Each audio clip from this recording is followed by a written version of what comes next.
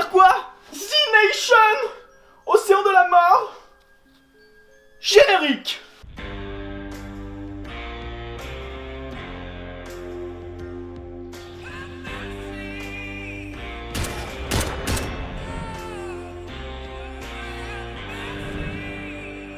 C'est un... Bah, vous connaissez la série du coup, enfin c'est... Voilà, je vous ai mis le générique juste avant. Et bah c'est un préquel, du coup ça se passe avant la série. Juste avant, et là en fait c'est lui là, qu'on voit dans la série. C'est un personnage principal au début de la série, qui travaille pour le gouvernement, et il charge Israël, lui, je vous l'ai montré. Oui, celui qui les charge, il s'appelle Garnett, si je me rappelle bien. Et du coup, il charge... Oui, bon, je vais pas vous montrer la fin. Lui, qui s'appelle Israël, et elle, qui s'appelle Eddie, de chercher un truc qui s'appelle le Soylent Z. C'est des rations qui ont été créées à la base pour les militaires. En fait, des rations, c'est de la poudre en gros. Ouais, c'est des sachets de poudre. T'as juste à mettre un peu d'eau dedans. Et ça te fait de la nourriture. Et en fait, un sachet, ça te nourrit... Ouais! Ça te nourrit une famille de 6 personnes, je crois, pendant une semaine. Donc voilà. En temps d'apocalypse...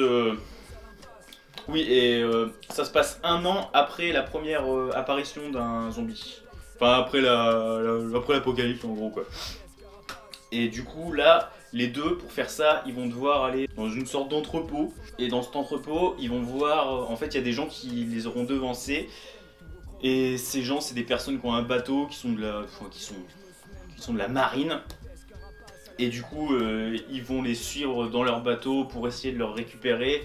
Rien ne va bien se passer, normal quoi.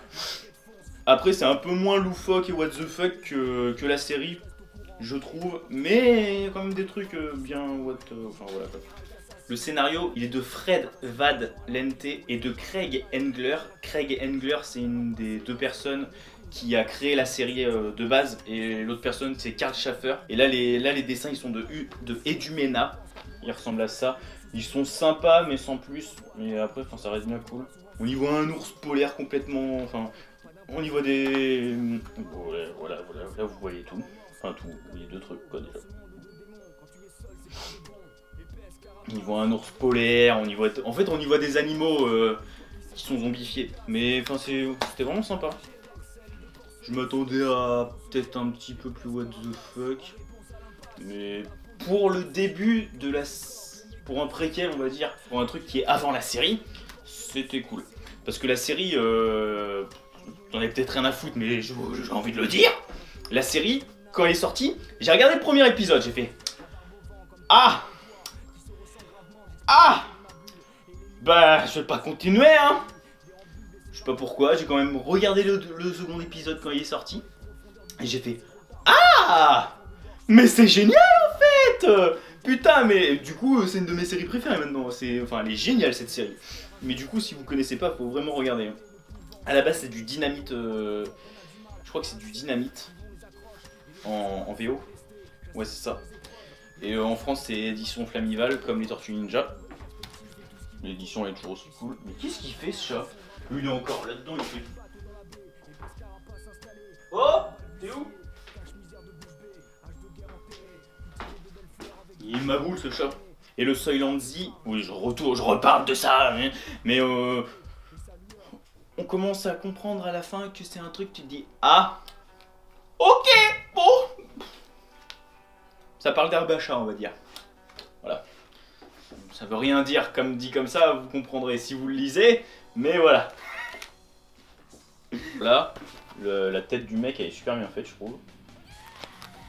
Et il y a un moment vers la fin où t'as une meuf qui se prend un harpon. Ouais parce que vu qu'ils sont dans un bateau, voilà. Elle se prend un harpon là, et en fait on la voit en arrière-plan. Et au final, la planche d'à côté tu la vois, tu fais... Mais elle est vivante elle. C'est pas pris un truc dans le... T'as l'impression qu'elle s'est pris le harpon là en fait, en gros. Et enfin bref. Pardon. Mais du coup, si vous aimez bien la série, je vous le conseille, c'est vraiment sympa. Ah!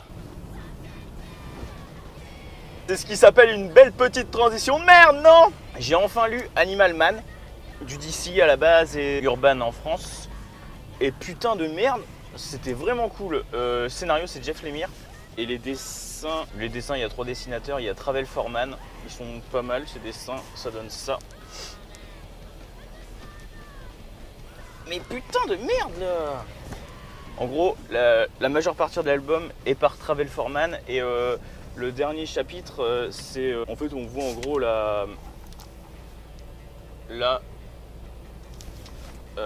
on voit un bout du film que Buddy Baker a fait. Parce que Buddy Baker, c'est Animal Man. Ses dessins, ils sont de John Paul Leon.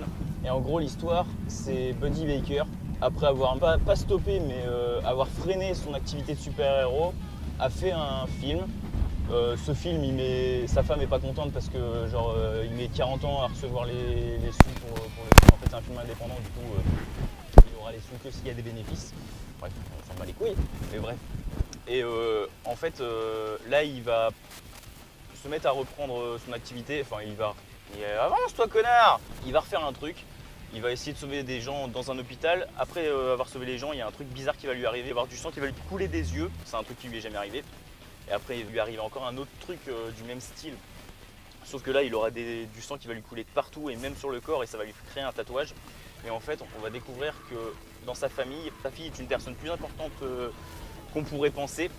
Qu'elle a un rôle très important dans la vie et ils vont devoir combattre... En fait, sa fille va l'amener dans un lieu qui s'appelle le sang. Et dans le monde, il y a genre... Enfin, dans le monde... Oui, il y a genre 2 personnes, enfin 3, moi je fais 2 comme ça, oui. Il y a 3 personnes qui s'appellent la nécrose, qui veulent pas la tuer sa fille, mais ils veulent faire un truc à sa fille. Et ces personnes qui ressemblent à la nécrose me font énormément penser à un méchant dans Men in Black. Men in Black le 1 je crois, parce qu'ils peuvent prendre... en fait ils peuvent... Non, ils les tuent pas. Enfin c'est pratiquement pareil qu'eux, mais en fait ils prennent l'apparence de gens qu'ils ont déjà vu. Quand ils ont pris l'apparence trop longtemps de cette personne, ils commencent à devenir boudinés et tout, ça commence à couler, à grossir, à couler. Je sais pas si vous voyez dans Men in Black de qui je parle, mais c'est un des grands méchants du... Je sais plus si c'est du 1 ou du 2, je crois que c'est du 1. Et quand il parle pareil, parce que dans Men in Black, je me rappelle que l'autre, vu que c'était... je crois que c'était à moitié un serpent dans Men in Black, et genre quand il faisait il faisait cela. Et ben là, il parle pareil, bref, on s'en fout. C'est mieux comme ça.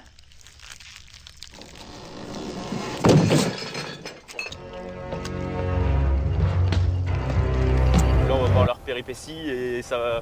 Genre la famille est pas cool pour eux, quoi. Je sais pas si je très bien expliqué parce que je bafouille un peu dans mes propos là, mais putain, c'était vraiment super cool. Mais Animal Man... je savais, vu que c'était Jeff Lemire, que j'allais aimer, mais autant que ça, même les dessins, je trouve, au début, ça me freinait un peu parce qu'ils sont très cool, hein. Mais je sais pas, ça fait bizarre et au final, ça colle parfaitement avec l'ambiance. Ça me fait chier parce que quand j'étais en train de le lire, je me disais putain, il va falloir que j'explique ça, comme ça, comme ça, comme ça, et ça donnait mieux. Là, j'aime pas ce que ça donne, ça me fait chier. Du coup, faut que je redise tout ce que j'ai dit. Putain, mais je suis vraiment un mongol, moi. J'ai lu du Marvel, Defenders. C'est Brian Bendis au scénario. Du coup, faut que je redise tout ce que j'ai dit. Putain, mais je suis vraiment un mongol, moi. J'ai lu du Marvel, Defenders. C'est Brian Bendis au scénario et David Marquez au dessin. Les dessins de David Marquez, ils sont tellement beaux. Mais c'est surtout les gros plan de visage et surtout celui de Jessica Jones, je sais pas pourquoi, genre là, mais elle est tellement magnifique, je trouve.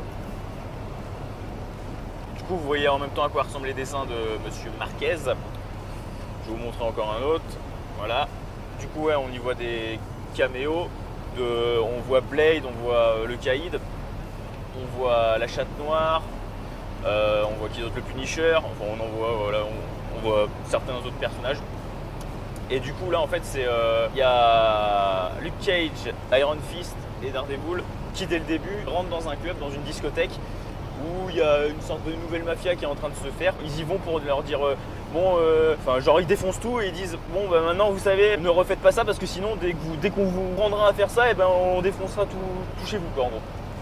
Et du coup c'était un club qui appartenait à Diamondback qui revient d'entraîner le mort. En gros en fait c'était un mec qui était lui là, c'était un mec qui était censé être mort, c'était un ancien ami de Luke Cage, c'est à cause de lui d'ailleurs que Luke Cage était parti en prison.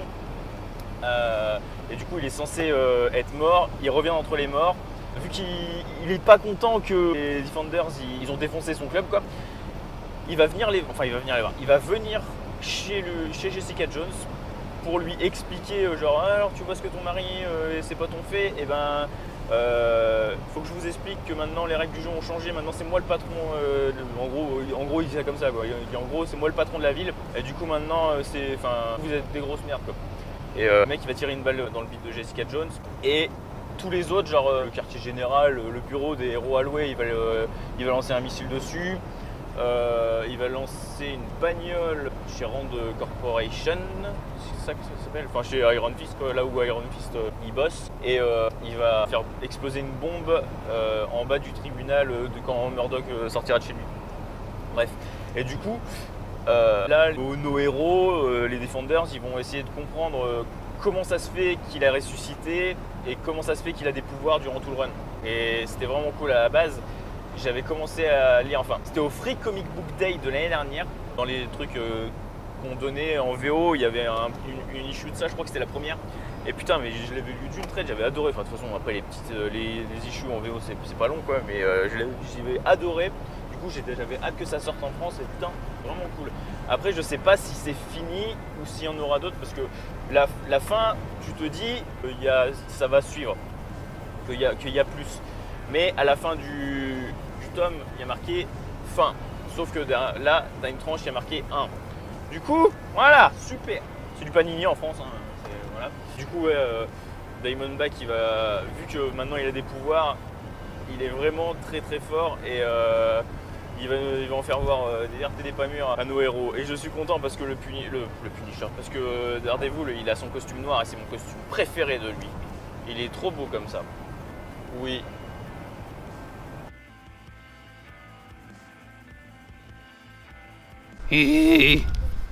J'espère qu'on n'entend pas trop les voitures ni le vent. Oh non, il n'y a plus beaucoup de batterie. J'allais le mettre à l'envers, genre j'ai lu 30 jours de nuit, j'espère. Non, 30 jours de nuit, c'est du Delcourt.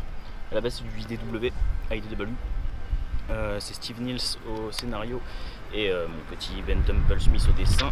Le dessin toujours aussi magnifique, hein, toujours aussi beau qu'il est quoi. Ah non, c'est même pas du IDW, c'est publié chez ID plus Design Works. Et c'est dans une petite bourgade en Alaska qui s'appelle Barrow que un shérif avec sa chérie qui retrouve plein de téléphones qui ont été volés aux habitants dans la nuit, dans un trou dans la glace.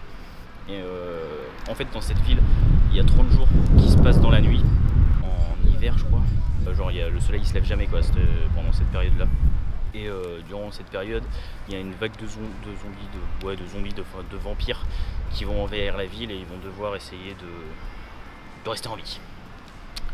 À la base, 30 jours de nuit, c'était un truc qui m'intéressait pas plus que ça, et vu qu'il y avait Ben Temple Smith dessus, j'ai passé le pas et au final c'était bien cool. Après, je sais pas, parce qu'il y a le 6ème va sortir bientôt, et j'ai l'impression que c'est tous des one-shots, parce que là c'est le tome 1, c'est juste une seule histoire. Et j'ai regardé genre le 2, il y a marqué fin à la fin du tome, ou je sais pas. Petit bout de sandwich la famille. Je suis dégueulasse alors. Ouais ça va ouais.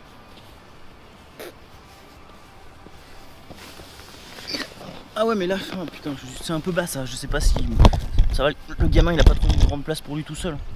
Bah non, on va faire un petit truc que ça. Attends, y'a pas un petit caillou là? Un petit gravier. Ah si! Putain, les techniques de merde de Baptiste. Waouh, super, ça change grand chose, tiens. Si, il est con ce gamin. J'ai lu Beirut Bloody Road, sorti chez Marabout. C'est Tracy Chawan, ou Chawan, je sais pas comment on dit, qui l'a écrit et qui l'a dessiné. C'est du noir et blanc. ça parle de 2 filles, une qui s'appelle Lio, elle, et de elle, qui s'appelle Ramona.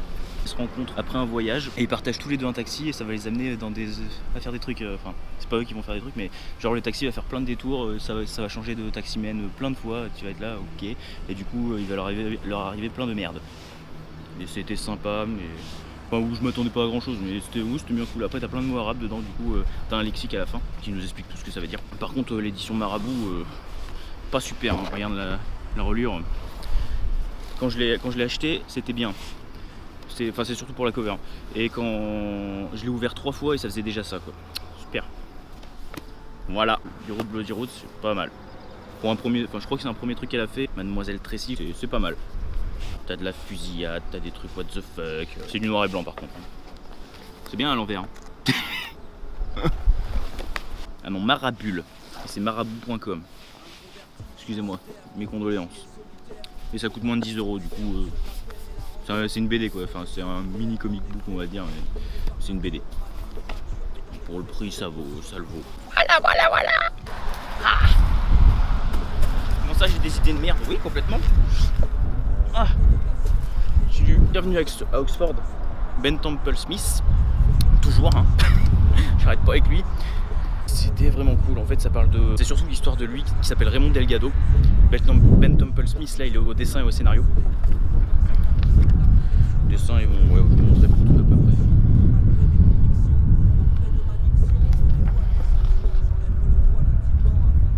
près. Là en fait ce personnage avec plusieurs autres personnes, c'est des délinquants qui vont être dans des prisons. Mais le système carcéral il est tellement pas assez adapté pour eux qu'ils vont dans une autre prison qui s'appelle Oxford, qui est complètement... Enfin c'est pour le pire des pires on va dire. Et dedans, enfin dans les autres qui vont avec lui, t'as un mec, t'as un violeur d'enfants qui était prêtre avant, t'as un cannibale, t'as un nécrophile, enfin tout un tas de gens chelous. Et lui il est schizophrène, il mord beaucoup les gens. Et en fait dans cette prison il y a des trucs chelous qui se passent et on apprend qu'en fait tout le personnel de la prison sont des licans, des loups-garous si vous préférez. Et du coup ils vont devoir essayer de pas se faire buter on va dire.